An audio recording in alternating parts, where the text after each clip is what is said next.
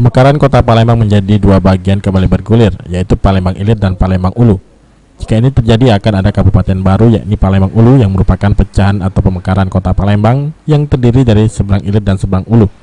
Usulan ini awal pertama dicetuskan pada tahun 2006 lalu dengan pembentukan konsep Twin City atau kota kembar untuk kota Palembang. Hal ini disambut oleh DPRD Kota Palembang, namun butuh kajian lebih dalam untuk dikabulkannya usulan pemekaran kota Palembang.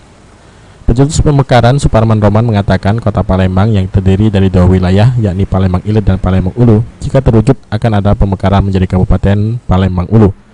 Awalnya dicetuskan tahun 2016 dan terbentuk regulasi serta persyaratan untuk menjadi Twin City. Namun saat ini akan disarankan menjadi pemekaran kabupaten dari kota Palembang yakni Palembang Ulu.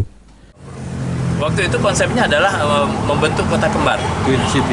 Twin City ya. Ada pemerintahan di Palembang Ilir dan Palembang Ulu.